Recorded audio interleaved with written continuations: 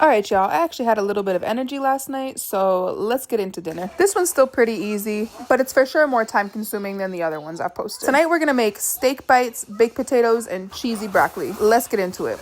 Right now, I'm just putting together a little homemade marinade for the steak. I'll show what I use, but y'all can really season with whatever you prefer. Put this in the fridge for like 4 to 5 hours, and then she'll be ready to cook. All right, so that steak got to marinate for about 5.5 hours, so let's wash these dusty ass potatoes. Once we gave those potatoes a nice good scrub, you wanna poke them on all sides, because we don't need any exploding potatoes in our oven today. Once you've poked a bunch of holes in all the potatoes, you want to coat them evenly in olive oil and salt. I definitely went a little heavy on the salt here, so you don't have to use that much, but just make sure they're evenly coated. Then I just lined a baking sheet with some aluminum foil, and I popped that into my oven, which I had already preheated at 400 degrees. Now, altogether, these potatoes are going to take about 45 minutes to an hour, depending on size and how many of them you're making at once.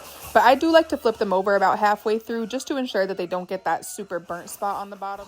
While you're waiting for your potatoes to finish up, you can go ahead and get those steak bites cooking. I personally like mine rare or medium rare, so you want it about 130 before you pull it off the pan. It's going to continue to cook a little bit. My husband likes his like literal jerky, so we let his cook till about 160, and that's usually just about perfect. Now, if I didn't take some sort of lazy shortcut, would it really be Kayla's Kitchen? Microwave that frozen broccoli and get some cheesy broccoli going. I don't care how y'all make yours, this is just how I make mine. I definitely forgot to put butter on the inside of my potato, but I highly recommend doing that. You can just go ahead and build that potato and top it with whatever you'd like. I highly recommend sour cream and a little cheese drizzle. Definitely a bust. Love you, bye!